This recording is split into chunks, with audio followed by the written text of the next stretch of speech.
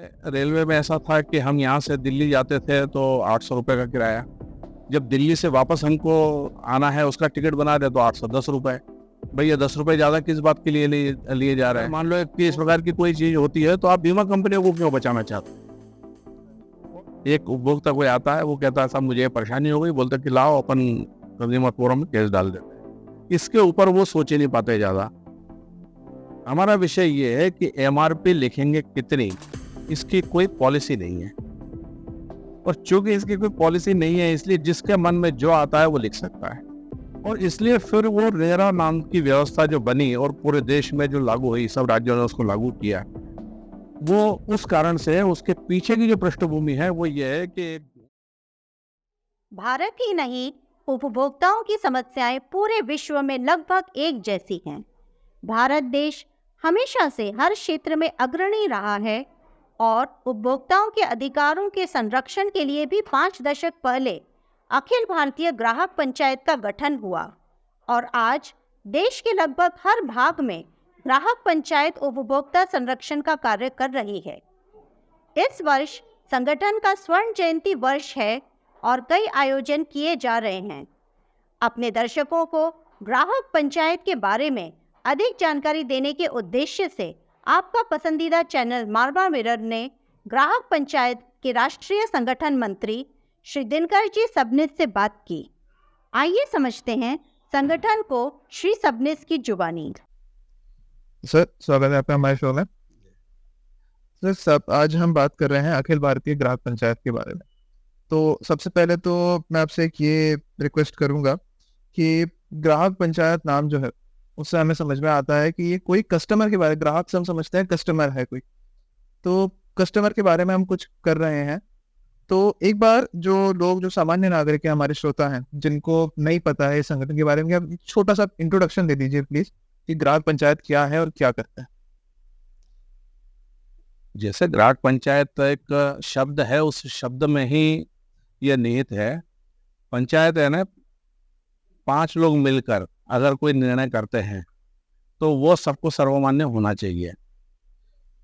और इसलिए ग्राहकों की जो समस्याएं आती हैं, ग्राहकों की समस्या क्या आती है कि उन्हें कहा कुछ है और दिया कुछ है। कीमत तो पूरी ले रहे हैं लेकिन जो सेवाएं बताई जा रही हैं वो पूरी सेवा दी नहीं जा रही है। ऐसी कई प्रकार की बातें उसमें रहती हैं, जिसको कानून ने भी कहा है कि ग्राहक का शोषण है। इसको रोकने के लिए हम ऐसे कार्यकर्ताओं का समूह तैयार करते हैं कि जो दोनों पक्षों को समझाइश देते हैं और दोनों पक्षों को समझाइश देकर और उनके प्रकरणों को हल कराते हैं। तो हम उसकी जो कल्पना है वो क्षतिपूर्ति हो जाए उसकी, ग्राहक की ये कल्पना है, किसी सेवा प्रदाता को सजा मिले, ये कल्पना हमारी ग्राहक पंचायत की नहीं है। और इसलिए हमने कहा है कि ये पंच का जो फैसला जैसा हम कहते हैं, और उसी अर्थ में इसको ग्राहक पंचायत ये नाम दिया हुआ है। सर, कोई भी ऑर्गेनाइजेशन के बारे में हम बात करते हैं तो उनको, उनकी पहचान जो होती है, जो उनकी मूल्यांकन होता है, वो होता है कि उस ऑर्गेनाइजेशन के द्वारा क्या क्या काम करे गए हैं उनके द्वारा। तो एक बार आप उनके बारे में कुछ बताएं कि ग्राहक पंचायत ने क्या क्या काम करे हैं, क्या करते हैं। नहीं, अगर हम काम के बारे में कहेंगे तो हम कहेंगे कि सबसे महत्वपूर्ण अगर कोई काम हुआ है तो वो ये हुआ है कि 1974 में ग्राहक पंचायत की स्थापना हुई थी। जब ये ग्राहक पंचायत की स्थापना हुई उस समय इस देश में कोई ग्राहकों के हितों के संरक्षण के लिए कानून नहीं था, कोई कानून ही नहीं था। कभी बात होती थी कि भाई ऐसा ऐसा हो गया, क्या करें, बोले नहीं कोई कानून नहीं है तो अपन कुछ कर नहीं सकते इसमें, तो ग्राहकों को न्याय कैसे दिलाएंगे, न्याय दिलाने की कोई व्यवस्था नहीं है। तब फिर एक बात यह आई कि भाई उसके लिए कोई कानून होना चाहिए। और नागपुर में एक गोविंद दास जी मुंदड़ा एडवोकेट थे, उनकी अध्यक्षता में कमेटी बनाई और उस कमेटी ने फिर एक कानून का ड्राफ्ट तैयार किया। वो ड्राफ्ट तैयार करके और लोकसभा के सदस्यों को भेजा और उसमें प्राइवेट मेंबर बिल के नाते वो लोकसभा में प्रस्तुत हुआ। उसको जो प्रस्तुत किया वो भारतीय जनता पार्टी के जो सांसद हैं रामबाबू मालवीय, उन्होंने प्रस्तुत किया। लेकिन जब प्रस्तुत करते हैं तो एक कोई प्रस्ताव के साथ में समर्थक लगता है, तो समर्थन कौन करेगा? तो मुस्लिम लीग के जीएम बारात वाला जी, जो लंबे समय तक सांसद रहे, 8 बार सांसद रहे, उन्होंने उसका समर्थन किया और उन्होंने कहा कि नहीं, ये बहुत आवश्यक है ये काम। उन्होंने उसका समर्थन किया उसमें। लेकिन ये जब पारित हुआ, तब पारित हुआ ये ऐसे समय में कि जब राजीव गांधी जी प्रधानमंत्री थे और पूर्ण बहुमत की उनकी सरकार थी, उस समय ये पारित हुआ। तो ग्राहक पंचायत का जो सबसे बड़ी उपलब्धि ये है कि राजनीतिक आधार पर बिना विचार किए सभी लोगों को साथ में लेकर, ग्राहकों का हित यानी ये सभी का हित है, ये सबको ध्यान में लाकर इसके लिए कानून होना चाहिए, इस बात को सभी राजनीतिक दलों के सांसदों को समझाया और उसके बाद में फिर ये पारित हुआ। ये अगर कोई कहेगा कि इसकी उपलब्धि क्या है, तो हम मानते हैं कि कानून पारित करवाना और इन सब राजनीतिक जो पक्षों के आपस के जो विषय रहते हैं उससे ऊपर उठकर और सबको ग्राहक हित में सोचने के लिए कहना और पारित करवाना, ये मुझे लगता है कि सबसे बड़ी उपलब्धि हमारी हम मान सकते हैं। लेकिन उसके बाद में अगर हम कहेंगे कि इसकी दूसरी बड़ी उपलब्धि क्या है, तो हम ये कहते हैं कि राष्ट्रीय ग्राहक दिवस ये मनाया जाता है। अब राष्ट्रीय ग्राहक दिवस 24 दिसंबर को क्यों मनाया जाता है? कि उसके पहले 15 मार्च को विश्व ग्राहक अधिकार दिवस के रूप में मनाते थे। लेकिन वो विषय ऐसा है कि अमेरिका की संसद में जब ये पारित हुआ कि भाई ग्राहकों के लिए कोई कानून होना चाहिए, उस तारीख को पूरी दुनिया में ग्राहक दिवस के रूप में मनाया जाता है। लेकिन उस कानून का हमारे लिए क्या संदर्भ है? भारत के लिए हम देखते हैं भारत के लिए कोई संदर्भ नहीं था उसका। जब भारत में कानून बना और 24 दिसंबर को राष्ट्रपति के उस पर हस्ताक्षर हुए, उसके बाद में फिर ये कानून के रूप में जब लागू हुआ, तब भारत के जो ग्राहक हैं उनको वास्तव में न्याय मिलना प्रारंभ हुआ। और इसलिए 24 दिसंबर को राष्ट्रीय ग्राहक दिवस के रूप में मनाना ये हमारी दूसरी उपलब्धि है। अगर कोई कहे कि भाई इसमें उपलब्धि दिवस मनाने में क्या हो सकती है, तो हम ऐसा मजाक में कहते भी हैं कई बार कि किसी कानून की कोई जयंती मनाई जाती है क्या? ये एक ऐसा कानून बन गया है जिस कानून की जयंती मनाई जा रही है। ठीक है, कोई संविधान दिवस वगैरह मनाते हैं, छोटी छोटी आवाज आती है कि संविधान दिवस है आज होता है, लेकिन बहुत ही कम स्तर पर होता है वो। जबकि संविधान बना तो वो तो बहुत बड़ी उपलब्धि होना चाहिए, लेकिन ये हम दूसरी उपलब्धि कह सकते हैं। तो ये तो हो गई राष्ट्रीय स्तर पर जो बड़ी उपलब्धियां हैं हमारी। लेकिन हमारे इकाइयां स्थान स्थान पर काम करती रहती हैं और जो इकाइयां हमारी काम करती है वो अपने अपने स्थान पर ग्राहकों के लिए क्या उपलब्धि हम कर सकते हैं उस पर विचार करती है। जैसे बहुत रेलवे का एक उदाहरण ले लें हम, तो पहले रेलवे में ऐसा था कि हम यहाँ से दिल्ली जाते थे तो 800 रुपये का किराया, जब दिल्ली से वापस हमको आना है उसका टिकट बना रहे तो 810 रुपये। भैया 10 रुपये ज़्यादा किस बात के लिए लिए जा रहे हैं? तो वो कहते थे कि आप बाहर के स्टेशन से टिकट बना रहे हैं, आप यहाँ से बाहर जा रहे हैं, लेकिन वहाँ जाके टिकट बनाने की जरूरत नहीं पड़ रही, हम आपको यहीं से बना के दे रहे हैं। इसलिए यानी जैसे एक उदाहरण के लिए हम कहें कि बिल्कुल इंदौर के पास में लोकमान्य नगर राजेंद्र नगर स्टेशन है, लगे हुए 4 किलोमीटर पर स्टेशन है। कोई राजेंद्र नगर रहने वाला व्यक्ति वहीं चला गया और उसने अगर इंदौर से दिल्ली का टिकट बनाया तो उसको 810 रुपये। भाई उसको 810 रुपये क्यों? तो बोले आप इंदौर से बना रहे हैं लेकिन स्टेशन आप राजेंद्र नगर से बना रहे हैं, इसलिए 10 रुपये ज्यादा। ग्राहक पंचायत ने पूछा कि भैया 10 रुपये आपका कंप्यूटर क्या ज्यादा काम कर रहा है इसके लिए? तो आगे जाकर वो जाने का भी टिकट वही, आने का टिकट भी वही। तो ऐसे ग्राहकों के जेब में से जो निकालने के तरीके हैं, पैसे निकालने के तरीके, उसको कैसे बचाना, यहाँ से विषय चालू होता है। फिर जो एक्सपर्ट्स जो विचार करने लग जाते हैं, यानी यहाँ तक हो जाता है कि आज कोई टाइम टेबल है रेलवे का, उसमें जो ट्रेनें एक्सप्रेस बताई जा रही हैं, अगले टाइम टेबल में वो ट्रेनें सुपर फास्ट बताई जा रही हैं और वो ट्रेनें काम एक्सप्रेस का ही कर रही है। अच्छा, जब उसके बारे में 16 ट्रेनों की लिस्ट दी रेलवे मंत्रालय को, उन्होंने जब पता किया तो उन्होंने बोला कि हाँ ये बात तो सही है, ये काम तो एक्सप्रेस नहीं कर रही है। और इसलिए वो 16 ट्रेनों का जो सुपर चार्ज लगता था वो सुपर चार्ज लगना बंद हो गया और वो उन ट्रेनों को फिर से एक्सप्रेस ट्रेन में डाल दिया। इसलिए थोड़ा अध्ययन करना पड़ता है इसमें सब इकाइयों को। लेकिन कोई इकाई काम कर रही है तो वो वहीं लागू होता है ऐसा नहीं है, वो पूरे देश में लागू हो रहा है। क्योंकि रेलवे पर काम हो रहा है तो पूरे देश में रेलवे पे लागू हो रहा है। जैसे नई परिवहन नीति बनी, उस नई परिवहन नीति में ये आया कि जब कोई एक्सीडेंट होता है, कोई भी बीमे का जब वो आएगा क्लेम का मामला बना, और उसमें अगर मान लो ये हुआ कि भाई आपको 10 लाख रुपए सामने वाले को देने हैं, पीड़ित पक्ष को देने हैं, तो फिर ये होता है कि भाई 3 लाख या 5 लाख तो ये बीमा कंपनी देगी और बाकी का आपको देना है।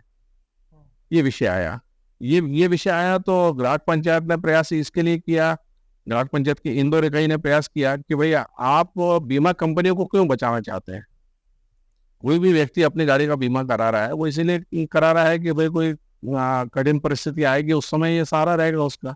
एक्सीडेंट को जानबूझ के तो करता नहीं है। लेकिन अगर मान लो कि इस प्रकार की कोई चीज होती है तो आप बीमा कंपनियों को क्यों बचाना चाहते हैं। और वो एकमात्र संशोधन ये उस बिल में हुआ और संशोधित होके इस एकमात्र संशोधन के साथ में वो बिल पारित हुआ। वो तो हम ये कह सकते हैं काम भले इंदौर इकाई ने किया है लेकिन पूरे देश में वो लागू हुआ, क्योंकि हम सिस्टम पर काम करते हैं। इस सिस्टम पर काम करना जो है ये हमारी सबसे बड़ी उपलब्धि है। क्योंकि जब उपलब्धि की बात आती है तो ये बात आती है कि भाई और ग्राहक संगठन होंगे तो हाँ है, बाकी संगठन की तुलना में जब हम उपलब्धि की बात करते हैं तो मैं बहुत दावे के साथ ये बात कह सकता हूँ कि बाकी कोई भी संगठन सिस्टम पर काम नहीं करते हैं। एक उपभोक्ता कोई आता है, वो कहता है साहब मुझे परेशानी हो गई, बोलते कि लाओ अपन कंज्यूमर फोरम में केस डाल देते हैं। इसके ऊपर वो सोच ही नहीं पाते ज्यादा। लेकिन हम जो सोचते हैं, हम ये सोचते हैं कि सिस्टम ही अगर ठीक हो जाएगा तो लोगों का काम आसान हो जाएगा। सिस्टम में अगर गड़बड़ी है तो सभी को समस्या रहेगी, और इसलिए सिस्टम को ही करेक्ट करना है हमको। इसलिए हम ये कह सकते हैं कि अखिल भारतीय ग्राहक पंचायत ये केवल एक संगठन मात्र नहीं है, ये सिस्टम करेक्टिव मूवमेंट है हमारा। और ये काम हम ये विगत 50 वर्षों से ये करते चले आ रहे हैं। उपलब्धियां कहेंगे तो सैकड़ों उपलब्धियां हैं। आज की तारीख में रेरा जो आया है वो हमारे कारण आया है। अच्छा। क्योंकि बिल्डर्स में और ग्राहक में बड़ी समस्या होती थी। उन्होंने कहा कि भाई ये 10 बाई 10 का आपको कमरा देंगे, जब एक्चुअल नापते थे तो वो 9.5 बाई 9.5 का निकलता था। भाई ये ब्रोशर में आप कुछ और लिख रहे हैं, बता कुछ और रहे हैं, पैसे आप उसके ले रहे हैं, लेकिन जब एक्चुअल जो मिलता था ग्राहक को वो कुछ और मिल रहा है। अब एक मल्टी में अगर मान लीजिए कि 20 लोग हैं, 25 लोग हैं, तो पूरे 25 के साथ धोखा हुआ है वो। अब इनको न्याय दिलाने के लिए लड़ाई प्रारंभ हुई तो बाकी मल्टी वाले आ गए, उन्होंने बोला था हमारी मदद करो, ये क्या है इसको देखो। देखा तो जहां देखो वहां इस प्रकार की स्थितियां बन रही हैं। उसके मामले में केस दर्ज होने लग गए। अब बिल्डर्स के पीछे कहीं ना कहीं राजनीतिक लोग जुड़े रहते हैं। ऐसा जो अनुभव में आता है, लोग बताते हैं, इस प्रकार से बताते हैं कि राजनीतिक लोग पीछे जुड़े रहते हैं। तो उन्होंने पूछा कि भाई ये कब तक चलेगा, तो ग्राहक पंचायत ने कहा जब तक न्याय नहीं मिलेगा तब तक चलेगा। अरे तो ये तो झगड़े करे हो जाएंगे, अब क्या करें। नहीं, बोले अब कुछ उसका विचार करते हैं। तब महाराष्ट्र में देवेंद्र फडणवीस जब पहली बार मुख्यमंत्री बने तो उन्होंने ये वादा किया था अपने घोषणा पत्र में कि हमारी सरकार जब बनेगी तो ये बिल्डर्स वाले मामले खत्म करने के लिए हम कोई कानून बनाएंगे। और कानून बनाने के लिए उन्होंने प्रक्रिया चालू की। ये बात जब केंद्र को पता चली कि ये प्रक्रिया प्रारंभ हुई है तो उन्होंने कहा कि ये तो समस्या पूरे देश में है, और इसलिए फिर वो रेरा नाम की व्यवस्था जो बनी और पूरे देश में जो लागू हुई, सब राज्यों ने उसको लागू किया। वो उस कारण से उसके पीछे की जो पृष्ठभूमि है वो ये है कि ग्राहक पंचायत के द्वारा सर्वसामान्य ग्राहकों के लिए उनके जो बिल्डर्स से जो अधिकार उनको मिलने चाहिए थे और वो बराबर नहीं मिल रहे थे, उसकी जो लड़ाई है उन्होंने लड़ी है अपने ग्राहक पंचायत में। उसके परिणाम स्वरूप ये नई व्यवस्था आई है जिसके कारण आज ग्राहकों को सुरक्षा मिली है। ऐसे हम कहेंगे तो ऐसे सैकड़ों उपलब्धियां हैं हमारी, इसलिए बहुत ज्यादा उसका ऐसा क्या करें अब इसका। तो सर क्या ये कहना सही रहेगा कि ग्राहक पंचायत चाहे सरकार किसी भी हो लेकिन सवाल सबसे उठाती है? कि अगर हम ग्राहकों के हितों का विचार करना चाहते हैं तो सरकार किसकी है या किस विचार की है, ये देखकर अगर हम काम करेंगे तो हम ग्राहकों के साथ न्याय नहीं कर सकते।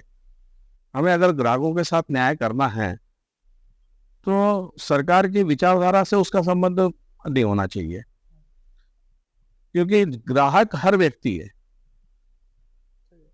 सरकार कोई बनेगी तो वो लोकतंत्र में वोट के आधार पर बनती है। वोट एक ग्राहक किसी को भी दे सकता है, जिसको उसको जो वो ग्राहक जिसको पसंद करता है उसको दे सकता है। वोट ग्राहक का अधिकार है वो, लेकिन वोट देना उसका अधिकार होने के बावजूद भी वो आपने इसको वोट दिया तो ऐसा और आपने इसको वोट दिया तो ऐसा, अगर हम ये विषय उठाएंगे तो इस विचारधारा का या पार्टी का नुकसान हो जाएगा, इसको उठाएंगे तो इस पार्टी का नुकसान हो जाएगा, तो फिर विषय उठाए कि नहीं उठाए। अगर हम सोचने लगे तो हम ग्राहक के साथ तो न्याय नहीं कर सकते। ये बात ईमानदारी की बात है। इसलिए ग्राहक पंचायत में जब हम गठन करते हैं इकाइयों का, तो हम ये कहते हैं कि सदस्य इसका कोई भी बन सकता है, कोई भी किसी भी विचारधारा का व्यक्ति हो सदस्य बन सकता है, किसी भी जाति धर्म का हो व्यक्ति हो सदस्य बन सकता है। सदस्य बनने में कोई समस्या नहीं है। लेकिन जब पदाधिकारी बनाते हैं तब हम ये कहते हैं कि कोई भी राजनीतिक दलों के पदाधिकारी हमारे यहाँ पदाधिकारी नहीं होना चाहिए। अच्छा, क्योंकि वो अगर अब यहाँ पर पदाधिकारी रहेगा तो कहीं ना कहीं उसके मन में ये रहेगा कि भाई मेरी पार्टी का हिताहित तो नहीं होगा इससे, कहीं ये मुद्दा उठाते समय ये उसके मन में आया, और ये उसके मन में अगर आया तो फिर वो न्याय नहीं कर पाएगा। इसलिए हम इस बात की बहुत सावधानी रखते हैं कि सदस्य तो सब बन सकते हैं क्योंकि सभी ग्राहक हैं, लेकिन पदाधिकारी बनाते सब है। राजनीतिक दल के लोगों को हम पदाधिकारी नहीं बनाते। ये एक हमारी जो परंपरा है हमारे संगठन की, या विधि निषेध जिसको हम कह सकते हैं, सीमा मर्यादा विधि निषेध, ये थोड़ा इतना ध्यान में रखते हुए करेंगे तो ही हम ग्राहकों के साथ न्याय कर पाएंगे। और इसलिए हम देख रहे हैं कि 50 वर्षों से काम चल रहा है, लेकिन अभी तक कहीं हमें समस्या नहीं आ रही है। जैसे कानून बनाने के लिए GM बनातवाला जी जो मुस्लिम लीग के, उन्होंने हमारा साथ दिया। राजीव गांधी जी जब सरकार थी, प्रधानमंत्री थे, तब उनको याद दिलाया कि आप महासचिव थे, आप विलास मुत्तेमवार जी के आए थे, आपसे बातचीत हुई थी। उन्होंने बोला हाँ वो सब ध्यान में है मेरे। अब दुर्भाग्य से जो भी माता जी का हो गया उसके कारण अब आप प्रधानमंत्री बन गए हैं, लेकिन विषय तो हमारा अभी अधूरा रह गया। वो उन्होंने बोला नहीं मैं उसको दिखवाता हूँ, और उसके बाद में फिर वो बात आगे बढ़ी। इसलिए जब हम ग्राहकों के हक के लिए जब बात करेंगे तो हम इस प्रकार का राजनीतिक दुराव छुपाव रख के अगर हम कुछ करेंगे तो हम न्याय नहीं कर सकते हैं। हम न्याय लोगों को 50 वर्षों से इसलिए दिला पा रहे हैं कि हम इन सब बातों से ऊपर उठकर केवल ग्राहक हित के बारे में सोचना, इसमें केवल एक ही हम विचार कर सकते हैं। कोई बाधा अगर बीच में उसके आती है ग्राहक हित के बीच में, तो वो राष्ट्रहित है। बस हम राष्ट्रहित के साथ समझौता नहीं करेंगे। राष्ट्रहित हमारे लिए पहले, ग्राहक हित के बाद में।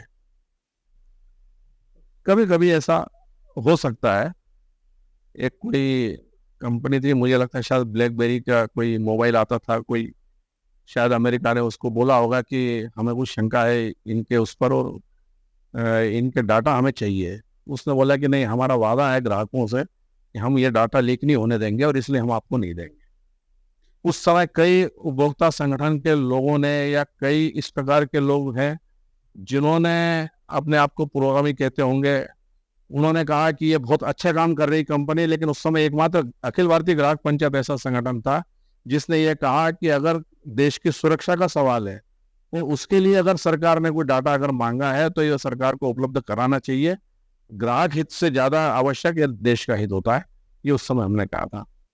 और इसलिए राष्ट्र हित ये पहली चीज है, लेकिन पार्टियों का हित, राजनीतिक हित, इसके बारे में हम लोग नहीं सोचते। बहुत कमाल की विचारधारा है सर। सर ये हमें जानने को मिला अभी कि 50वीं वर्षगांठ ग्राहक पंचायत अपनी मना रहा है। तो इन 50 वर्षों में जो आपने कार्य करे, उसके बाद अब जो आप आगामी समय जो आप टारगेट्स हैं आपके, वो क्या हैं आपके, जो आप कुछ ऐसा आप चाहते हैं कि अब ये करना है अगला? ग्राहक हित में काम करना है ना, बहुत ही व्यापक विषय रहता है ये। ग्राहक हर क्षेत्र में ग्राहक रहता है, इसलिए वो विषय बहुत व्यापक होता है। और इसलिए काम करना है ना, क्या करना चाहिए 50वें वर्ष में, जब स्वर्ण जयंती वर्ष हम मनाने जा रहे हैं इसका, तब क्या विषय हम लोगों के बीच में लाए, ऐसी चर्चा हमारे टीम में चली थी। और सब कार्यकर्ताओं से विचार विमर्श करके, चर्चा करके आखिरी में ये तय हुआ कि हम कुछ विमर्श को लेके काम करेंगे इसी समय। विमर्श कैसे? ऐसे विमर्श जो ग्राहकों का के हितों को नुकसान पहुंचाते हैं। जैसे एक विमर्श ये है कि भाई कोई चीज महंगी है तो अच्छी है, सस्ती है तो खराब है। तो क्या सस्ता रोए बार बार, महंगा रोए एक बार। ऐसे ऐसे वो करते थे कि जिससे व्यक्ति के दिमाग में ये बैठते जाए कि भाई महंगा लो तो अच्छा रहेगा। जबकि सामान लेते समय, कोई चीज लेते समय ये कोई मापदंड नहीं है महंगा है कि सस्ता है। मापदंड ये होना चाहिए कि उसकी गुणवत्ता क्या है। सबसे प्रमुख जो मापदंड है गुणवत्ता होनी चाहिए, लेकिन उसके बारे में विचार नहीं करते, महंगा और सस्ता। ऐसे ही उसी का लाभ उठाकर फिर कुछ ब्रांडेड आ गया कि ब्रांडेड है ना अच्छा। तो ऐसे ही हम कभी कहते हैं कि बाटा के जूते ये आगरा की गलियों में बनते हैं। अब दुनिया को पता है कि आगरा की गलियों में बनते हैं, लेकिन अगर हमने आगरा की गलियों से जूते खरीदे तो हम पिछड़े हैं, और अगर हमने बाटा के शोरूम से खरीदे तो हम बड़े आदमी हो गए। अपने आप को अगर हमें बड़ा बनाना है तो बाटा के शोरूम से खरीदना है। इसका मतलब यह है कि हम ज्यादा पैसे देकर ब्रांड के नाम पर कोई चीज ले रहे हैं और स्थानीय जो उत्पादन है उसको हम हतोत्साहित कर रहे हैं। इसका सीधा सीधा ये अर्थ हो रहा है। और उसके कारण क्या हो रहा है कि ब्रांडेड चीजों के ज्यादा चलन होने से पैसा खींचकर उन कंपनियों की ओर जा रहा है, और स्थानीय जो व्यापारी है, स्थानीय उत्पादक हैं, इनकी ओर पैसा जो जाना चाहिए, पैसे का फ्लो ये कम जा रहा है। और इसलिए आर्थिक असंतुलन भी इसमें से पैदा हो रहा है। और इसलिए हमारे मन में एक विचार ये आया कि भाई हम लोगों ने इस विषय पर काम करना चाहिए कि जो विमर्श है उसको बदलने का लिए प्रयास करना चाहिए। कि ये विमर्श ये नहीं है ग्राहक को क्या सोचकर खरीदारी करना चाहिए, इसके लिए ग्राहक को सजग बनाना है हमें। इन्हें ब्रांडेड करने के लिए यहां तक पहुंच जाते हैं कि पर्यावरण को नुकसान हुआ तो चलेगा, लेकिन मेरा माल बिकना चाहिए, अच्छा ज्यादा पैसे मुझे लेना है ग्राहक से, इसलिए ब्रांडेड बनाने के लिए पैकिंग मटेरियल अच्छा बनाते हैं। और पैकिंग मटेरियल कुछ भी नहीं है, उसको एक हमारे राष्ट्रीय जो टीम हमने बनाई थी स्वर्ण जयंती समारोह समिति, उसमें नागपुर के एक बीसी भारतीय जी हैं, उन्होंने एक बात हमसे कही कि पैकिंग मटेरियल वह सुंदर कचरा है जिसको पैसा देकर हम अपने घर में लाते हैं और सबसे पहले उसको डस्टबिन में डालते हैं और अगले दिन उसको बाहर निकालने के लिए दोबारा कॉर्पोरेशन को पैसे देते हैं। ये पैकिंग मटेरियल बनता काहे से है? तो ये प्रकृति को नुकसान पहुंचाकर ही बनता है। या फिर जब ये डस्टबिन से हम जब कचरा बाहर निकालते हैं अपने घर से, तो कई उसमें से कुछ चीजें ऐसी रहती है कि जो मिट्टी में मिलती है और वो मिट्टी को खराब कर रही है, और इसलिए पर्यावरण के सामने खतरा पैदा हो गया है। तो ब्रांडेड के नाम पर कितना पैकिंग मटेरियल का उपयोग करना, कितना अब ये आवश्यक है कि पर्यावरण को नुकसान हुआ तो चलेगा, लेकिन मुझे ज्यादा कमाना है इसलिए मैं इस प्रकार के तरीके अपनाऊंगा, ये क्या उचित है? इसके बारे में हमने सोच विचार करना चाहिए, और ग्राहकों ने ज्यादा ब्रांडेड की ओर विचार के बिना इस प्रकार से विचार करना चाहिए। ऐसा एक हमने उस समय बात रखी थी। लेकिन एक विषय जो हमें लगता है कि जो और भी महत्वपूर्ण है, इस विषय पे हमने काम भी किया, इस विषय के हमको परिणाम भी दिखे, क्योंकि पर्यावरण के प्रति लोग जागरूक हैं, इसलिए विषय को थोड़ा सा तेजी से उठाव भी मिला। लेकिन एक विषय ऐसा है कि जिसको लेकर जहां भी प्रबुद्धजनों के सामने विषय आता है, हर व्यक्ति चिंतित रहता है और हर व्यक्ति बोलता है कि हाँ ये आपकी बात सही है। और वो सबसे महत्वपूर्ण विषय मुझे ऐसा लगता है कि वो एमआरपी का विषय। ये एमआरपी विषय जो है ये एक अलग प्रकार का विषय है। इसके बारे में उपभोक्ता मंत्रालय केवल एक बात कहता है कि एमआरपी के ऊपर आप कतई नहीं बेच सकते। जो भी आपको बेचना है एमआरपी के अंदर ही बेचना है। एमआरपी के ऊपर अगर आपने बेचा तो आपके खिलाफ कार्रवाई होगी, और होती भी है कार्रवाई। तो ये तो एक बात हो गई। हमारा विषय वो नहीं है लेकिन एमआरपी का, हमारा विषय दूसरा है। हमारा विषय ये है कि एमआरपी लिखेंगे कितनी, इसकी कोई पॉलिसी नहीं है। और चूंकि इसकी कोई पॉलिसी नहीं है, इसलिए जिसके मन में जो आता है वो लिख सकता है। एक कोई ढाबा है, वो ये बोलता है कि मुझे जो पानी की बोतल जो आप 20 रुपए एमआरपी लिखते हो, वो हमको 45 रुपए एमआरपी लिखी हुई चाहिए। उसको 45 रुपए लिखी हुई मिल जाती है। कोई होटल कहता है कि नहीं मुझे 65 लिखी हुई चाहिए, तो उसको 65 एमआरपी लिखी हुई बोतल मिल जाती है। हम देखते हैं कि वही पानी की बोतल यहाँ पर और वही पानी की बोतल एयरपोर्ट पर, और उसमें एमआरपी लिखे हुए में अंतर है, बाकी बोतल में पानी में क्या अंतर है? पानी वही है। तो आपने यहाँ 20 क्यों लिखा, वहां 45 क्यों लिखा, वहां 65 क्यों लिखा? उसे कारण कुछ नहीं है। और इसलिए हमारा कहना यह है कि भाई ये पॉलिसी कोई इसमें होना चाहिए। लेकिन जब इसकी चर्चा होती है तो फिर बात आती है कि भाई पॉलिसी बनेगी कैसे? तो हम कहते हैं कि भाई कॉस्ट ऑफ प्रोडक्शन के आधार पर बनना चाहिए। तो कई लोग सुन के विचलित हो जाते हैं कि भाई ये बताएंगे कैसे, कोई भी व्यक्ति बताएगा कैसे? तो ठीक है, एक पक्ष ये हो गया कि भाई कोई भी व्यक्ति बताएगा कैसे, लेकिन क्या इसकी आड़ में आप बता नहीं सकते, क्या इसकी आड़ में आपको लूट करने की छूट है? इस पर सोचना चाहिए। और जब हम ये कहते हैं कि ये एमआरपी वाला विषय जो है सबसे ज्यादा ये दवाओं को लेकर आवश्यक है। ये दवाओं को लेकर क्यों आवश्यक है? क्योंकि दवा केवल मजबूरी में ली जाती है, दवा कोई भी शौक से नहीं लेता है। चार दोस्त इकट्ठे हुए कि चलो भाई आज अपना मूड हो रहा है तो आज दवा खा के आते हैं, ऐसा कोई नहीं मिलेगा आपको। बिल्कुल। हमें केवल वो दवा कौन लेगा जो मजबूरी में रहेगा, जिसके घर कोई परेशान होगा, डॉक्टर ने दवा लिखी होगी, वो व्यक्ति दवा लेने जाएगा। लेकिन हम क्या देखते हैं कि दवा जब आती है तो दवा पे एमआरपी कुछ लिखा रहता है और वो दी कितने में जाती है उसके में बहुत बड़ा अंतर होता है। अच्छा, बहुत बड़ा अंतर होता है। एक अपने कार्यकर्ता है, उन्होंने एक इंजेक्शन के लिए बोला, तो वो मेडिकल स्टोर वाले ने कहा कि भाई अभी है नहीं मेरे पास, तो बाबूजी आप तो बोले घर जाओ, मैं परिचित था वो, तो उसने बोला कि आप तो घर जाओ, मैं 2-3 घंटे में बुलवा के देता हूँ आपको। उसने इंजेक्शन बुला के दिया, इंजेक्शन के साथ में 300 रुपए का बिल दिया। 300 रुपए उन्होंने कार्यकर्ता ने उसको दे दिए। लेकिन एक कार्यकर्ता जो रहता है ग्राहक पंचायत का, वो थोड़ा जागरूक रहता है, वो सोचता क्या लिखा है इस पे। उसने लिखा हुआ पढ़ा तो आपको सुनकर आश्चर्य होगा कि उस पर एमआरपी लिखी हुई थी 5,224 रुपए 73 पैसे। अब 5,224 रुपए एमआरपी लिखी है और वो 300 रुपए में अगर मिल रही है तो 300 रुपए में भी सब कमा ही रहे होंगे, चाहे मैन्युफैक्चरिंग होगी, चाहे स्टोर क्या ही किया होगा, चाहे वो आखिर रिटेलर होगा, हर व्यक्ति कमा ही रहा होगा उसमें। भाई कोई अपना घाटा उठा के तो देगा नहीं ऐसे, भाई वो तो रोज का काम है उनका। और बिल दे रहा है 300 रुपए का व्यक्ति, जब वो व्यक्ति 300 रुपए का बिल दे रहा है, इसका मतलब 300 में काम हो सकता है, तो उसको एमआरपी 500 रुपए लिख देते हैं। 5,274 क्यों लिखा आपने? इसके पीछे क्या लॉजिक है? कुछ नहीं है। अच्छा, कोई लॉजिक नहीं है इसके पीछे, क्यों लिखा? कोई लॉजिक नहीं है। अगर मान लीजिए मेरे कल्पना आती है मेरे मन में कि मुझे अगर वो इंजेक्शन लिख देते, मैं अगर उस दुकान पे पहुंच जाता, मैं कहता कि भाई मुझे वो चाहिए। अगर मैं परिचित नहीं होता, वो परिचित थे तो ठीक है भाई, हुआ होगा कुछ।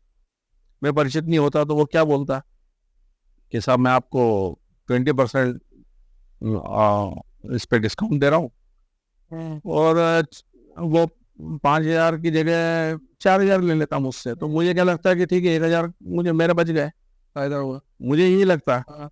लेकिन वास्तव में वो चीज तो 300 रुपए में भी मिल सकती है, उसके 4,000 भी अगर लिए तो कानून इसमें कोई ये नहीं कर रहा है, क्योंकि वो कह रहा है कि एमआरपी के ऊपर नहीं बेच सकते आप। लेकिन एमआरपी कितनी लिखेंगे ये ना होने के कारण से लूट धड़ल्ले से चल रही है, लेकिन बोलने वाला कोई नहीं, क्योंकि कानूनी संरक्षण एक तरह से इस लूट को है। कानूनी संरक्षण लूट को है, मतलब कोई ऐसा ये नहीं कह रहा है कि मतलब आप के खिलाफ हम कोई कार्रवाई करेंगे या नहीं करेंगे, लेकिन क्योंकि कानून में कहीं बन नहीं रहा है वो, और इसलिए लूट चल रही है उसकी। इसलिए हमारा क्या कहना है कि कोई फार्मूला होना चाहिए, मूल्य सूत्र कह सकते हैं हम उसको, कि कोई भी मूल्य लिखने का सूत्र क्या होना चाहिए, फार्मूला क्या होना चाहिए, कोई फार्मूला चाहिए। वो जो फार्मूला बने वो कॉस्ट ऑफ प्रोडक्शन के आधार पर बने कि वो चीज बनी कितने में है और बिकेगी कितने में। अच्छा। अब कई लोग कहते हैं कि भाई हम बता नहीं सकते, हम बोलते हैं अच्छा कोई बात नहीं, मत बताओ आप, कई समस्याएं रहती है बताने में। लेकिन आप पहला बिल तो बनाते होंगे जब आप माल अपने ऐसे बाहर निकाल रहे हैं, तो पहला बिल तो बनाते होंगे, कोई टैक्स तो देते होंगे सरकार को आप, उसके ऊपर पहला बिल तो बनता होगा। उसको हमने अगर मान लो कहा FSP कहा उसको कि फर्स्ट सेलिंग प्राइस, ये अगर नाम दे दिया हमने उसको, तो ये फर्स्ट सेलिंग प्राइस बता दीजिए आप। चलो कॉस्ट ऑफ प्रोडक्शन मत बताइए, आप फर्स्ट सेलिंग प्राइस बता दीजिए। अगर वो आप बोलते हैं कि फर्स्ट सेलिंग प्राइस इसकी 100 रुपया है और 5,224 इसकी MRP है, ये अगर आप लिख देते हैं, उसके बाद ग्राहक को तय करना था कि भाई ग्राहक को लेना कि नहीं लेना। उसको भाई लिखा 5,224 है और ये फर्स्ट सेलिंग प्राइस जो है इसके 100 रुपए है, तो भाई आखिर मार्जिन कितना मिल रहा है लोगों को इसमें, भाई दिखेगा ना लोगों को। तो वो बोलते कि नहीं हम ये कुछ नहीं बताना चाहते। अच्छा। ये जो विषय है ये वास्तव में बहुत बड़ा विषय है, और इस विषय पर हमारा कहना है कि कोई ना कोई फार्मूला बनना चाहिए। इसके लिए जनता को आवाज उठानी पड़ेगी, नहीं तो इसकी आड़ में, MRP की आड़ में शोषण चलता ही रहेगा। ये ऐसा शोषण चलेगा कि जिसकी कल्पना भी नहीं है। शोषण हो रहा है ये भी लोगों को नहीं पता है। अगर 5,000 रुपए लिखे हुए हैं और अगर वो 4,000 में दे रहा है तो भी शोषण हो रहा है, 3,000 में दे रहा है तो भी शोषण हो रहा है, 1,000 में दे रहा है तो भी शोषण हो रहा है। ये किसी को पता ही नहीं चलेगा इसमें। और इसलिए हमारा कहना है कि ये कोई बनना चाहिए। एक महिला उद्यमी हमारे दिल्ली ऑफिस में आती है और वो उनसे ऐसी बातचीत हुई, उनका कॉस्मेटिक्स का कुछ बनाने का, मैन्युफैक्चरिंग का काम है। उनसे ऐसी बातचीत हुई कि हमारा इस वर्ष का विषय MRP वाला चल रहा है कि भाई लिखेंगे कितना, इसका फार्मूला कोई है नहीं। तो उन्होंने स्वीकार किया हमारे सामने, स्वीकार किया मतलब कोई मजबूरी में नहीं। उन्होंने बोला हाँ ये सही बोल रहे हैं आप। बड़े सहजता से कहा उन्होंने, ये सही बोल रहे हैं आप। बोले हम ऐसे ही 2-4 लोग बैठ जाते हैं और तय करते हैं कि भाई आखिर इसकी कीमत क्या लिखना है। तो बोले 199 लिख लो। तो उन्होंने बोला नहीं 299 लिख लो। अरे तो बोले 199 में भी बहुत मार्जिन है, क्या करना। तो नहीं विषय वो नहीं है। 199 लिखेंगे तो लोगों को लगेगा कि यार थोड़ा क्वालिटी पता नहीं कैसी होगी, और 299 लिखेंगे तो क्वालिटी अच्छी होगी। ये मान के 299 बोले हमारा तय हो गया कि हाँ ठीक है ये लिख लेते हैं। जो कर रहे हैं वो खुद बता रहे हैं कि हाँ ऐसा हमारे यहाँ होता है। अब कहीं ना कहीं कोई फार्मूला अगर बनेगा तो मेरा ऐसा कहना है कि इस लूट पर बहुत रोक लगेगी इसमें। अच्छा। ये जो इसकी आड़ में, MRP की आड़ में जो लूट चल रही है, इस लूट पर बहुत रोक लगेगी इसमें। तो ये एक विषय बहुत बड़ा, हमारे हिसाब से बहुत बड़ा विषय है ये, कि MRP को लेकर अगर फार्मूला कोई आया और वो फार्मूले का जो आधार है ये मांग नहीं होना चाहिए कि किस चीज की मांग कितनी है, उसके आधार पर नहीं होना चाहिए। ये होना चाहिए कि उसका कॉस्ट ऑफ प्रोडक्शन क्या है, उसके आधार पर ही फार्मूला बनना चाहिए। वो अगर फार्मूला बनता है तो ग्राहकों को थोड़ा सा न्याय मिलेगा इस विषय में, MRP वाले विषय में। और मुझे ऐसा लगता है कि महंगाई पर भी काफी उसमें नियंत्रण आ सकता है। आज लोग बोलते हैं कि महंगाई इस प्रकार की है, ये है। अच्छा, कभी कभी इस पे चर्चा और भी होती है।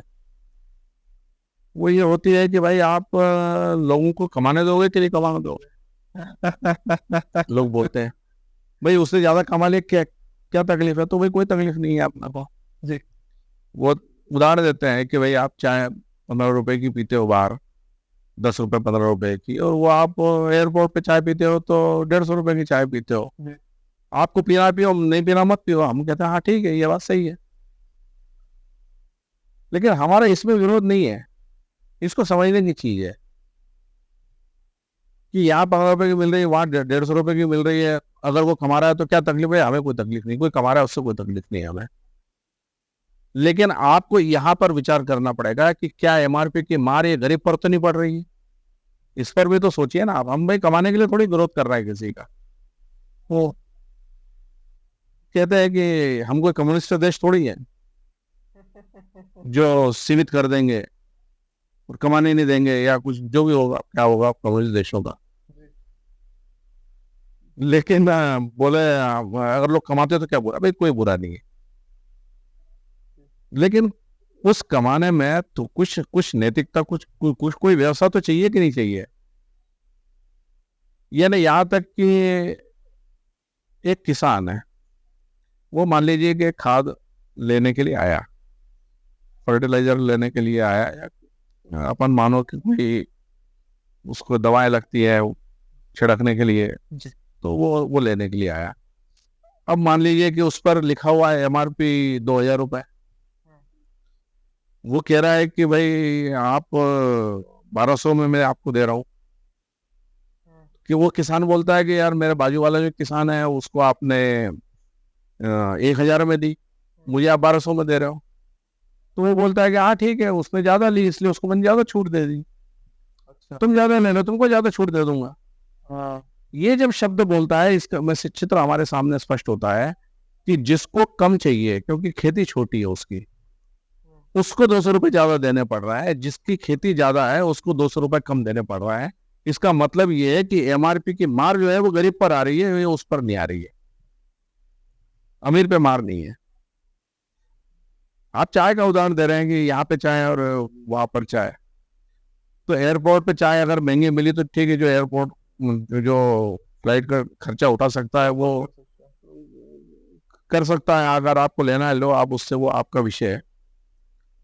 लेकिन कहीं MRP के कारण कोई गरीब का तो नुकसान नहीं हो रहा है, इस पे भी तो सोचना पड़ेगा, इस पे कौन सोचेगा। इसलिए विषय इतना सरल नहीं है MRP का कि आप एक जनरल बात कह दो कि भाई लोग कमान दोगे, फिर कमान दोगे, भाई खूब खूब कमाए लोग, लेकिन नैतिकता के आधार पर कमाएंगे कि नहीं कमाएंगे, ये हमारा सवाल है। कि लूट के ही कमाना है सबको, कोई कोई कोई आखिर उसका हिसाब होना चाहिए कि नहीं होना चाहिए। और इसलिए हमारा ये कहना है कि भाई उसका कोई फार्मूला बने, कोई मूल्य सूत्र बने। अगर वो बनेगा तो फिर ये जो बहुत बड़ा जो अंतर है MRP का जो लिखना और मिलना, वो जो है उस वो अंतर वो कम होना चाहिए। बहुत सरल सी बात है कि फटा के उस पर 1500 रुपये MRP लिखा रहता है, वो 100 रुपये में मिल जाता है। एक क्यों लिख रहा है 1500, पता नहीं कारण क्या है, किसी को कुछ नहीं मालूम है। इसलिए हमारा कहना ये है कि भाई आप जो चीज जितने में, अगर 100 में दे रहा है तो उसे इतना लिखने की जरूरत क्या है, क्यों क्यों जरूरत पड़ेगी उसको, या कोई मतलब क्या इच्छा हो गई उसकी कि भाई ऐसा लिख ले। इतना नहीं भी लिखता तो क्या बिगड़ जाता उसको, आगे आगे विचार आता है कि नहीं आता है। तो ये एक विषय हमारा बहुत बड़ा है, जिसको लेकर हमें लगता है कि सरकारों को भी सोचना पड़ेगा, समाज को भी सोचना पड़ेगा, और कोई ना कोई इस प्रकार का फार्मूला बनना चाहिए। मुझे किसी ने बताया है कि अमेरिका में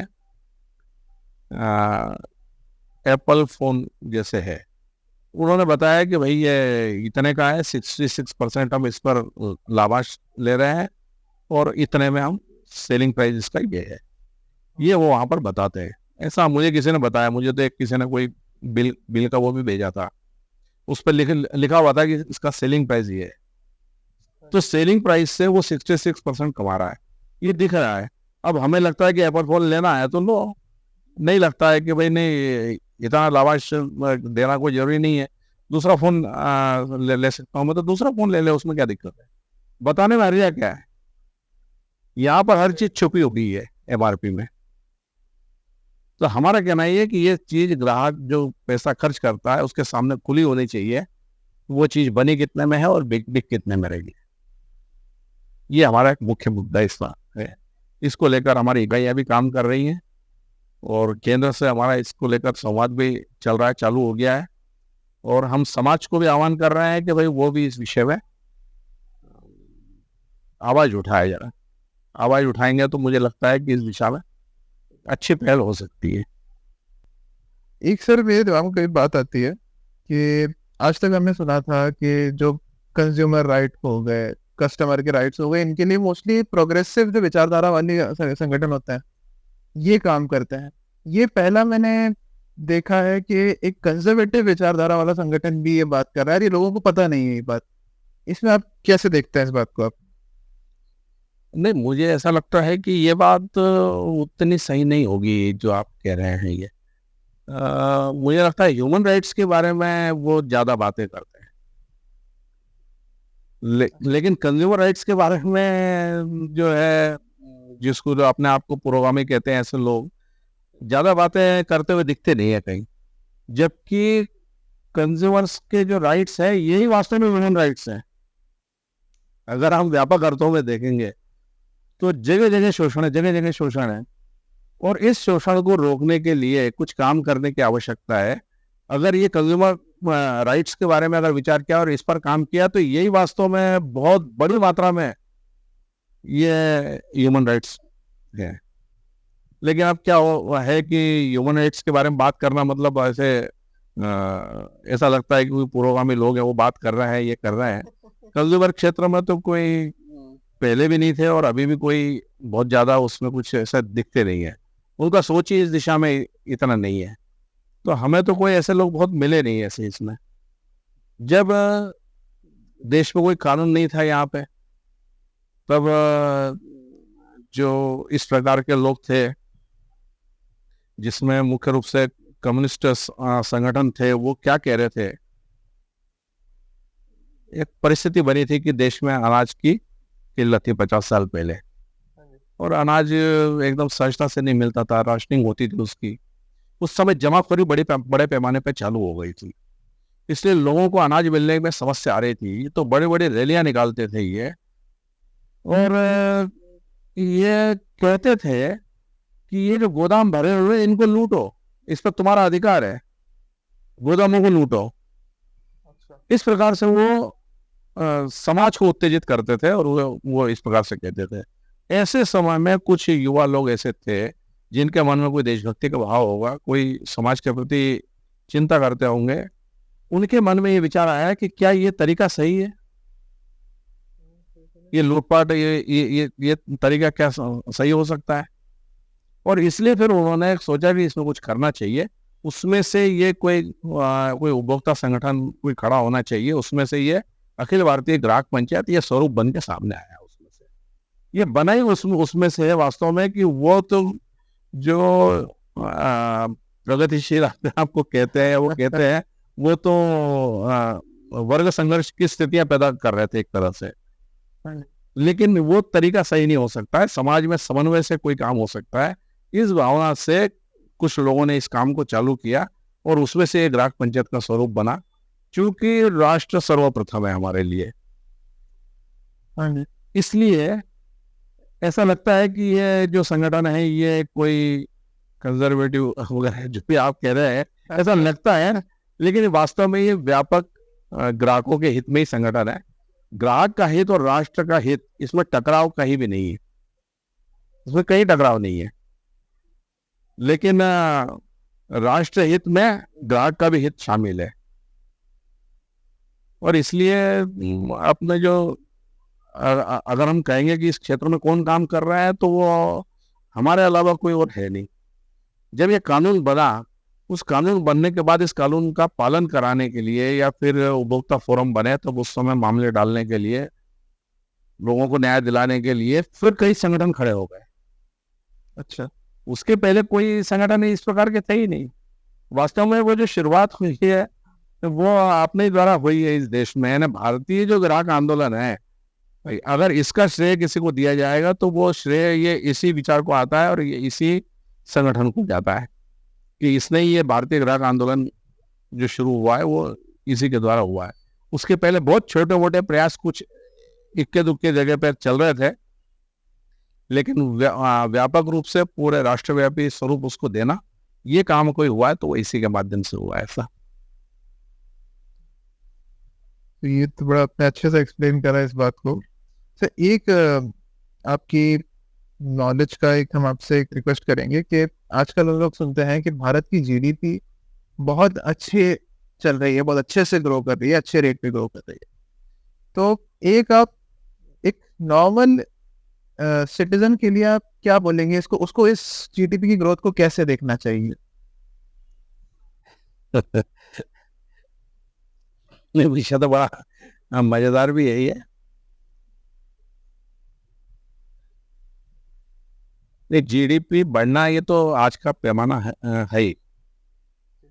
कि आप विकास कर रहा है कि नहीं कर रहा है। इसका पैमाना क्या है? तो जीडीपी पैमाना है। ये पैमाना सही है कि नहीं है, ये एक अलग विषय है। अच्छा। लेकिन ठीक है, आज पैमाना है तो इस पर हमें आगे बढ़ना है।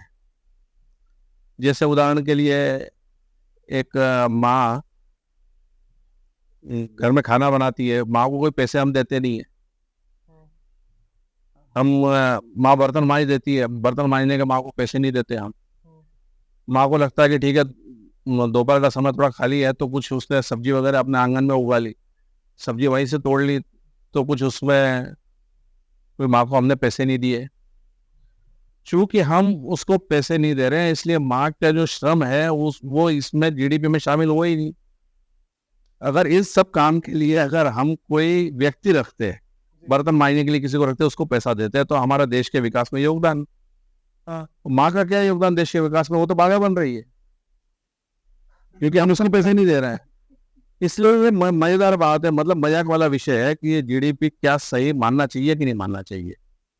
तो हम कहते हैं कि भाई ये कोई सही नहीं है, कोई ना कोई सही तरीका लाना चाहिए।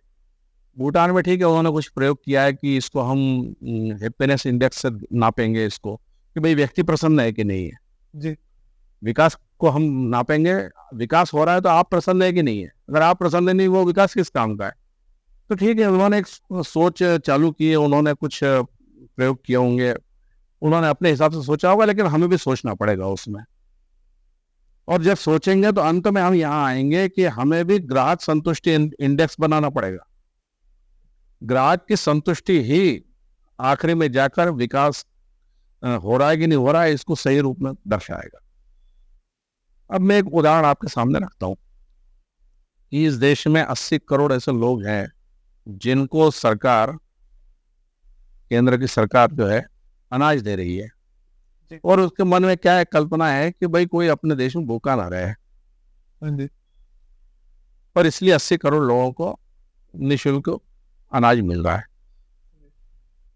इसका दूसरा अर्थ क्या ये होता है कि 80 करोड़ लोग ऐसे हैं कि जिनके घर में 2 समय चूल्हा जलेगा कि नहीं जलेगा, इसकी चिंता है। सही, अगर ये है तो फिर ये सोचने वाली बात है हमारे लिए। ये अनाज कहाँ मिल रहा है? अगर हम एक चित्र बनाने की कोशिश करेंगे तो बड़े बड़े शहरों में हम देखते हैं कि बड़े बड़ी अट्टालिकाएं खड़ी हैं, बिल्डिंगें खड़ी हैं, यहाँ से वहां तक। दूर से हम कार से निकलते हैं तो बड़ी बड़ी बिल्डिंगें दिखती है, जब पास में जाते हैं तो बिल्डिंगों के बाजू में झुग्गी झोपड़ी एरिया दिखता है, अनाज बट रहा है वहां झुग्गी झोपड़ी में, ये बिल्डिंगें दिख रही है बड़ी बड़ी। वहां जाकर अगर हमने उनसे ये कहा कि तुम ये गरीब क्यों बने हो, तुम ये इसमें क्यों नहीं हो, ये तुमको लूट कर बड़े बने इसलिए तुम यहाँ, तुम गरीब हो, तुम यहाँ पर वो हो, तुम मोहताज इसलिए हो क्योंकि इन्होंने तुमको लूटा है, ये अगर मान लो हमने उनसे कहा, तो फिर वो उनके मन में क्या आएगा? वो आक्रोश आएगा कि नहीं आएगा? बिल्कुल आएगा। अनाज दो समय का मिल गया उनको, 2 समय का अनाज मिल गया, लेकिन क्या वो संतुष्ट हो गए? वो देख रहे हैं कि आप तो कार में बैठ के जा रहे हैं, आप तो अपने बच्चे के लिए अच्छा खिलौना ला रहे हैं, मेरे बच्चे के लिए खिलौना कौन लाएगा? अच्छा, एक मन में, और कहीं ना कहीं वो राग द्वेष आएगा। ये ठीक है कि अपने यहाँ प्रवचन चलते रहते हैं अपने देश में, और धर्म और इसकी शिक्षा देते रहते हैं, संस्कारों की एक देश में अपने एक चर्चा चलती रहती है, इसलिए संस्कारों के कारण वो द्वेष पनप नहीं रहा है बहुत, और रुका हुआ है सब मामला। लेकिन इसका मतलब ये नहीं कि उनके मन में वो आता नहीं होगा, ये सब उनके मन में भी ये सब आता होगा। इसलिए हम ये कहेंगे कि ये विकास, आज विकास दर भारत की बढ़ रही है, तो ये अच्छी बात है, खुशी की बात है। लेकिन उसका असर ये अगर आम ग्राहक पे देखेंगे तो क्या हो रहा है, तो हमें वो स्वरूप दिखता नहीं है उसका, और इसलिए उस बारे में कुछ सोचने की आवश्यकता है। मुझे ऐसा लगता है वो जो 80 करोड़ लोगों को जो अनाज दिया जा रहा है, उसमें से अगर 40 करोड़ को हाथ को कुछ काम मिलने लग जाए, तो उनके जो काम करेंगे वो, उसके कारण जो जीडीपी में योगदान बढ़ेगा, वो भले वो 0.5% बढ़े कि 1% बढ़े, वो ज्यादा महत्वपूर्ण है, क्योंकि उससे उनको थोड़ी संतुष्टि मिलेगी। खुद कमाएंगे, खुद स्वावलंबी बनेंगे, खुद कुछ करेंगे, तब संतुष्टि बनेगी। ठीक है, अब पहले एक दौर चला था जिस दौर में यह था कि भाई हम इतने पढ़ लिख लिए लेकिन हमें रोजगार ही नहीं है, ऐसा एक विचार मन में आता था। तो क्यों आता था? क्योंकि नौकरी यानी रोजगार ऐसा मान के जा रहा था। तो एक कल्पना यह थी कि भाई नौकरी मिलेगी तो मुझे रोजगार मिलेगा, नौकरी नहीं मिली तो रोजगार नहीं मिला। लेकिन वास्तव में ये हमें सोचने की आवश्यकता है कि मैं नौकरी लेने वाला नहीं बनूंगा, मैं नौकरी देने वाला बनूंगा। मैं ऐसा कोई काम चालू करूं कि मैं 4 लोगों को रोजगार दे सकूं। ऐसा अगर हमने कुछ आह्वान किया तो अधिक से अधिक लोगों को काम मिलना चालू होगा। मुझे ऐसा लगता है कि स्वरोजगार की दिशा में लोगों को आगे बढ़ाने से ये संतुष्टि थोड़ी बढ़ेगी इसमें, और फिर वो जो उसका मान लीजिए कि विकास दर में उतना प्रकट नहीं भी होगा, लेकिन फिर भी संतुष्टि उसमें ज्यादा रहेगी उसमें। और इसलिए इस दिशा में कहीं ना कहीं सोचने की आवश्यकता है। ऐसा ऐसा हमको लगता है कि भाई इस दिशा में ऐसा भी सोचना पड़ेगा। विकास दर बढ़ाने के लिए तो क्या है, आज भारत हथियार बेच रहा है। अब हथियार बेच रहा है तो हथियार तो विनाश के लिए बेचे जाते हैं, क्या है बाकी उसमें है क्या? ठीक है, वो हथियार जरूरी है, मैं मानता हूं इसको कि वो आवश्यक है। तो वो हथियार बेचना कि नहीं बेचना? हाँ, बेचना है वो, लेकिन उससे अगर जीडीपी बढ़ रही है तो हमको संतुष्ट होकर नहीं बैठना है, हमारा ये कहना है। मैं हथियार बेचने का विरोध नहीं कर रहा हूँ, वो भी देश के विकास के लिए आवश्यक है। हम अभी दूसरों पर निर्भर थे, आज दूसरे देश हमसे हथियार मांग रहे हैं, अच्छी उपलब्धि है। और इसलिए वो जीडीपी अगर बढ़ रही है तो वो अच्छा है, अच्छा लक्षण है। लेकिन उससे आम जो व्यक्ति है उसको कुछ लाभ मिला क्या? तो ध्यान में आता है कि उससे उतना लाभ नहीं मिला उसको। लेकिन चलो अपन दूसरे थोड़े से उस पर चले जाएं। तो आज इंदौर में एक चर्चा चल रही है बहुत, नाइट कल्चर। और नाइट कल्चर के नाम पर ड्रग्स और पता नहीं क्या क्या, कोई पब बोलते हैं, वो क्या बार, वो हुक्का बार होता है, और कौन कौन से तरीके आजकल चल रहे हैं। और उससे भी तो जीडीपी बढ़ रही है, पैसे का फ्लो उससे भी आ रहा है, उससे जीडीपी बढ़ रही है। लेकिन ठीक है, वो पीढ़ियां बर्बाद हो रही हैं। तो क्या ऐसी जीडीपी मंजूर है हमें? इस पे सोचना पड़ेगा हमें। मुंबई में वो डांस बार को लेकर कुछ विषय चल रहा था। दिल्ली और उसके आसपास हम देखते हैं कि पता नहीं क्या क्या प्रकार अपनाए जा रहे हैं, जहां पर लोग जा रहे हैं जहां संस्कारों का कोई विषय ही नहीं बचा। अगली पीढ़ी बर्बाद होने के लिए तैयार है। लेकिन हाँ, ये ठीक है कि जीडीपी में उससे योगदान है, तो क्या ऐसा योगदान हमको स्वीकार है?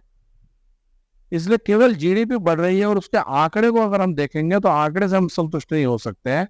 हमें इस बात का विचार करना पड़ेगा कि ये जो जीडीपी जो बढ़ रही है ये कितने हाथों के प्रयास से बढ़ रही है। अच्छा, इसमें ये 80 करोड़ का योगदान रहेगा कि नहीं रहेगा, इसका हमको विचार करना पड़ेगा। केवल कुछ लोगों के हाथ में अगर काम रहा और पैसा है जो खींच के अगर वो एक और आता रहा, तो आज जो आंकड़े हमारे सामने आ रहे हैं कि 60% से ज्यादा संपत्ति ये कुछ ही हाथों में है केवल, और 40% संपत्ति में पूरे 140 करोड़ लोगों के पास है।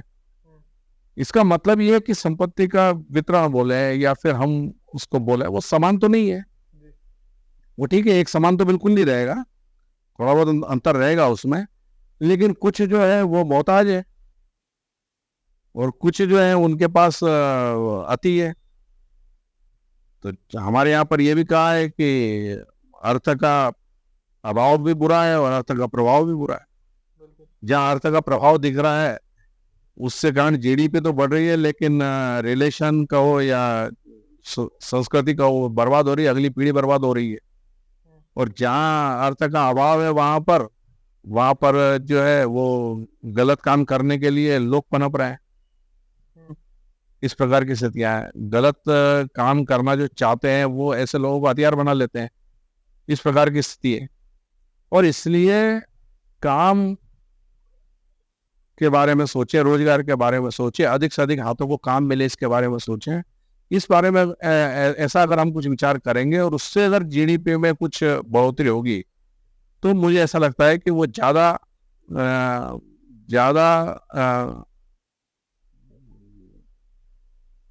आनंददायक रहेगी, ऐसा कहना चाहिए उसको, ज़्यादा अच्छी रहेगी बजाय इसके कि ये इस प्रकार के तरीकों से जो पैसा आ रहा है शेयर। तो आम लोगों के बारे में अगर विचार करेंगे तो हमें स्थानीय उत्पादन को बढ़ावा देना, स्थानीय व्यापार को बढ़ावा देना, स्थानीय लोगों को कुछ काम मिले इसके लिए प्रयास करना, इसमें बहुत तेजी लाने की आवश्यकता है। इसके लिए कुछ अगर हम प्रयास इस दिशा में करते हैं, समाज भी इस दिशा में कुछ प्रयास करता है, तो मुझे लगता है कि अच्छी उपलब्धि इसमें से हो सकती है।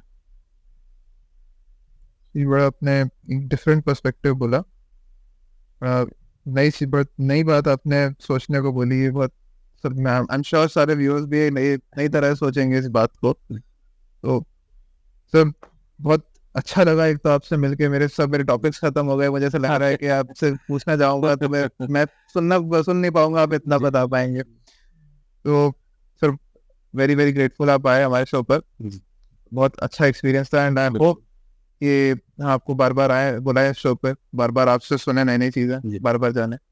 बिल्कुल, आपके जो दर्शक हैं सब, उन्हें भी मेरा प्रणाम है सबको, और सब लोग इस दिशा में थोड़ा चिंतन करें, सोचें, बस ये मेरा सबसे आग्रह है।